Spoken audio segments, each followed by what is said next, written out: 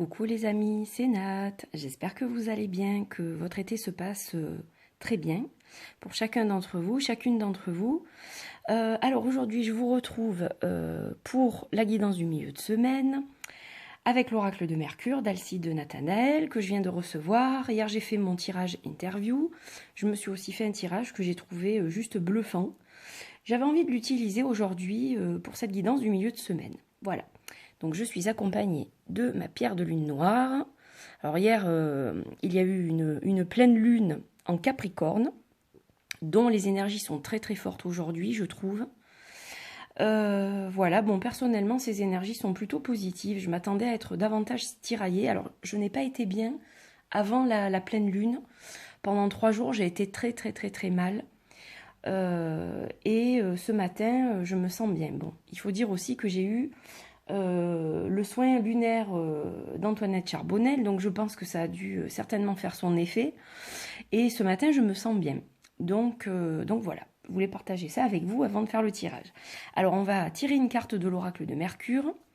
Et comme j'ai été une grosse vilaine et que je n'ai pas tiré la carte du rituel dans le tirage de la pleine lune, vous aurez un petit bonus avec le ritual deck.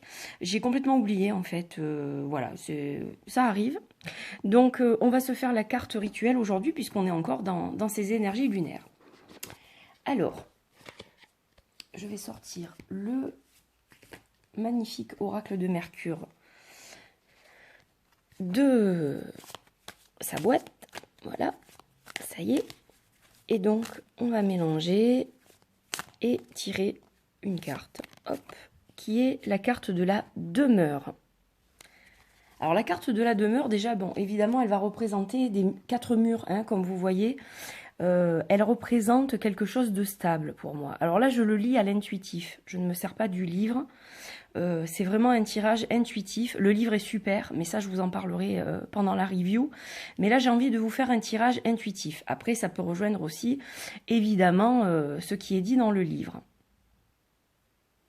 Alors cette carte, comme je vous le disais, c'est 4 murs ou 4 piliers si vous préférez, avec un toit, donc ça évoque pour moi tout ce qui est stable. Ça va évoquer évidemment la stabilité dans le couple par exemple, dans la famille.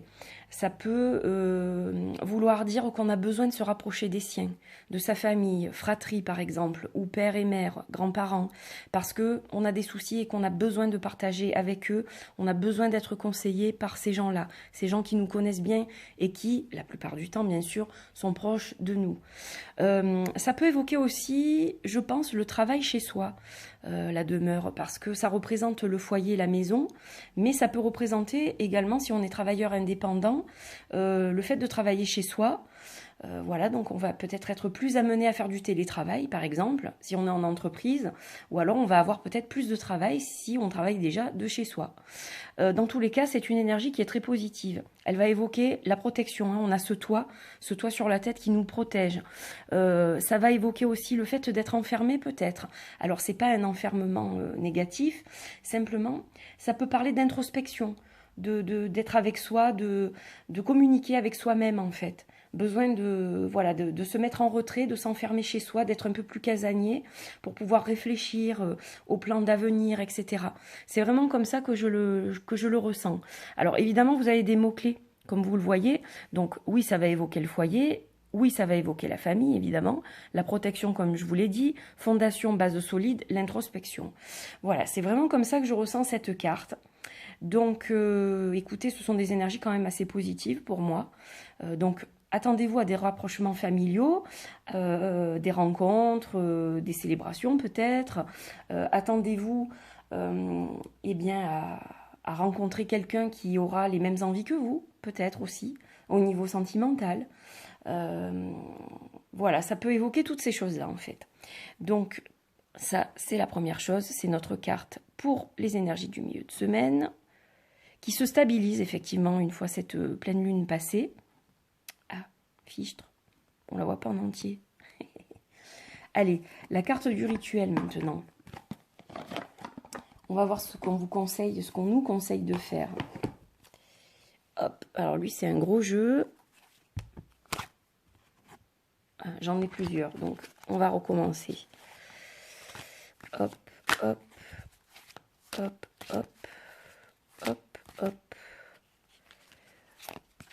Allez.